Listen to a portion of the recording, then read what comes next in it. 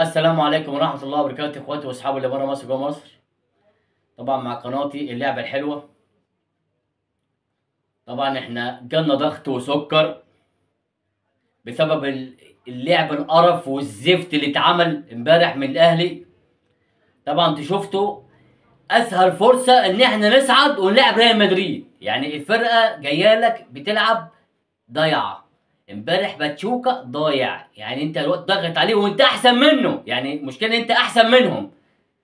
اللعيبه عماله تضيع فرص، يعني طاهر ضيع فوق العارضه، واللعيبه تيجي عند الجون مفيش. نص الملعب بتاعنا طبعا مش موجود خالص، اللعيبه كلها ضايعه. احسن لاعب في الماتش امبارح اكرم توفيق، عمال يتضرب ويقوم يتضرب ويقوم يتضرب ويقوم. اكرم توفيق احسن لاعب في المباراه، بعديه الشناوي، بعد كله زباله. كل اللعيبه خارج نطاق الخدمه. طبعا كهربا امبارح فقد صلاحيه كهربا، كوره مفيش كهربا خالص، ولا كهرباء ولا ميه، مفيش كهرباء. انفراد جاله، يعني لو جبت لاعب درجه تانية هيحطها. مش عارف انت سرحان في ايه؟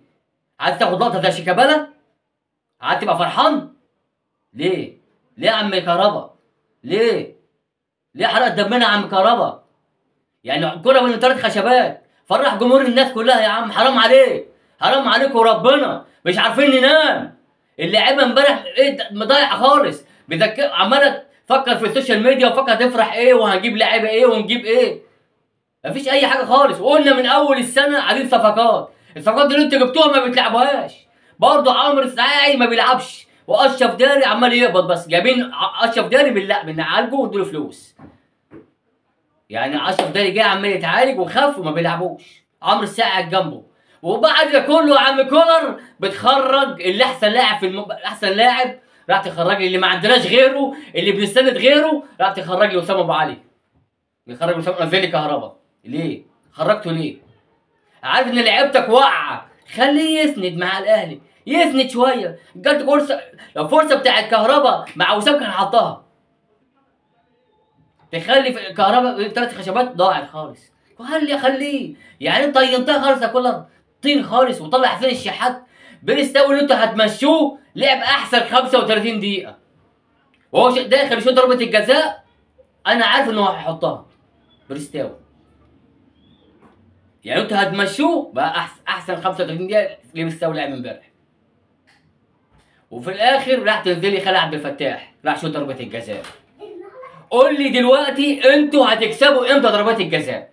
لعبتوا الزمالك ضربات الجزاء اتغلبتوا في السوبر الافريقي 3 ضيعوا، وما لعبتوهم في السوبر المصري برضه ضربات جزاء.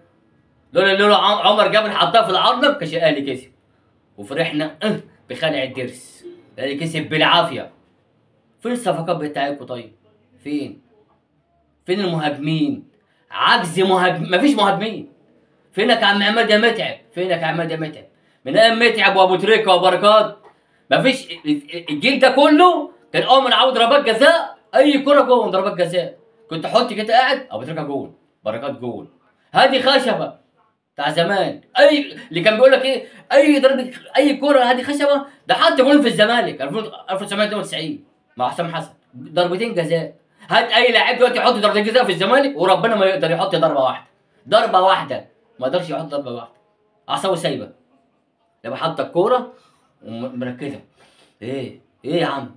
فين دماغه؟ فين الدماغ بتاعت اللعيبه؟ فين يا استاذ محمود يا خطيب يا كابتن محمود؟ لازم اللعيبه تتعاقب، لازم اللعيبه تتعاقب كلها، مفيش اي حاجه، لازم يتعاقبوا كلهم.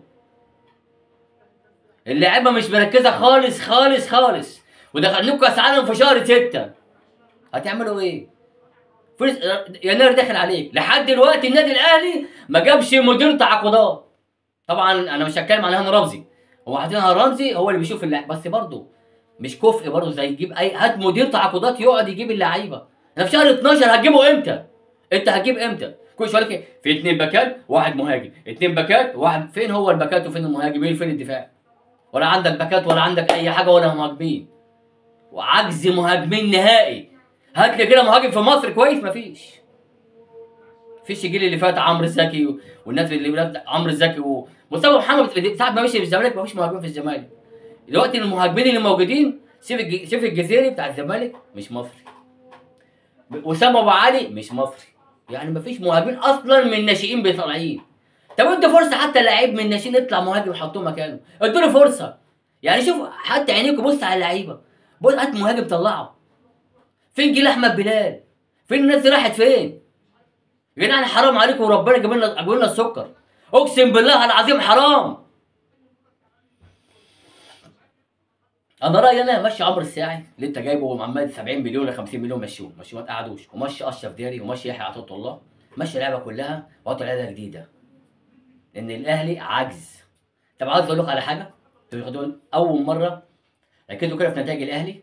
البنك الاهلي والاهلي 1-1، اورلاندو والاهلي 1-1، باتشوكا والاهلي 0-0 لعبوا ضربات جزاء. يعني انا مش الاهلي عاجز مكسب، مفيش عجز. طب انت يا عم كولر امبارح ليه ما لعبش كريم الدبيس؟ مش مقتنع بيه. طب ما خليه يطلع عاره، انت بخليه ليه؟ انت مقعده ليه؟ جبت دجله مقعده ويروح بيلعب مع منتخب الشباب 10 كريم الدبيس. لا تديله فرصه لا تمشيه. وربنا لو انا مكانه اقول له يا عم هتلاعبني ولا امشي؟ نفس اللي هتعملوه برضه الاهلي عمله مع ناصر ماهر اما راح مودرن فيوتشر بعد كده راح على الزمالك. الناس كلها لامت ناصر ماهر ان مشي. طبعا احنا خرجنا بره الموضوع، بس هو عنده حق ان يمشي من فيوتشر يروح على الزمالك. بامانه الاهلي ما عادش في الاهلي، لو قعد في الاهلي ما كانش هيلعب. ما ادوش فرصه. طب قاعد كريم نيدفيد جايب لي يوسف ايمن اللي مش قادر يجري، معرفش جبتوه منين، وجبت له من فتره موديس ومشي. ايه يا عم ده ما بتشوفوش عمي؟ ما فيش حد قاعد يشوف لعيبه من بره. ما فيش قاعد واحد يشوف لعيب افريقي كده عجبكوا شويه. احنا رايحين البرازيل دي بنحبها. يا عم سيب البرازيل في حالها، واحنا نيجي زي البرازيل ما نجيب من افريقيا. هات واحد زي اوتاكا اللي كان مقطع الدنيا في الاسماعيلي والمقاولين ومقطعنا احنا في الاهلي. هاتوا لعيب كده في ايه انتوا ما بتشوفوش عمي؟ اقسم بالله العظيم دم اتحرق. بالله العظيم ما قادر اكمل الفيديو. طبعا انتوا عارفين ان بيراميدز اتغلب من الترجي 2-0 في دوري ابطال افريقيا. ان شاء الله طبعا البيراميدز يعوض في القاهره ان شاء الله. طبعا احنا عشان مش احنا بيراميدز بيلعب مع فرقه افريقيه مش هنشجع بيراميدز، مش هنشجع بيراميدز عادي، بيلعب باسم مصر.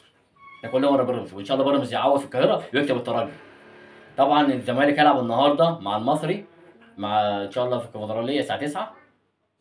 ان شاء الله برضه الزمالك يلعب ماتش حلو ويفرح الناس كلها. ده في اخر فيديو بتاعنا. عاوز اقول لاخواتي واصحابي على حاجه. طبعا كل الناس بتتكلم على السوشيال ميديا يا كابتن الخطيب عايزين صفقات، يا كابتن الخطيب لو مش هتجيب صفقات امشي. كل الناس مش هتجيب صفقات يا كابتن محمود امشي، عايزين صفقات. عندهم حق بصراحه. اول مره ابقى اقول زي الناس يقول لك استنى شويه هنجيب اتنين، هنجيب مهاجم، ولا بنجيب ولا بننيل ولا عارفين نعمل اي حاجه في اي حاجه، بنتفرج بس وخلاص. مش كل مره هنكسب بالحب، مش كل مره هنكسب كده ونقول دعاء الوالدين في الدقيقه 90 ونخش. كل مره نكسب ونقول يا مسهل. يعني مش هنجامل حد تاني. بصراحه الاهلي زي الزفت وربنا ما اي حد ماشي في الشارع النهارده يقول لك ايه انا مش قادر اتكلم عن الماتش انا عندي ضغط عالي. ان ما في حد يقول لي يا عم بس عشان تعبان انا ما اتعشيتش من امبارح انا مش عارف انام. في ناس كلها مخنوقه. حرام عليكم الناس، حرام عليكم. يعني مش العيشه وانتوا يعني عايزين نفوق شويه يا جدعان. حرام يا مجلس اداره النادي الاهلي، خدوا اي قرار سريع. اللي مش عاجبكم مشوه. عايزين تمشوا اللعيبه كلها مشوها كلها وحطوا لعيبه جديده. اللي مش هيعرف قيمه فريق النادي الاهلي الفانيلا مش قادر يلبسها يقلعها ويمشي. اللي مش قادر يلبس الفانيلا تقيله عليه يمشي. عشان ما احنا ما نموتش عليكم. نبطل نفرق على كوره بقى عشان ما يتعبش اكتر من كده.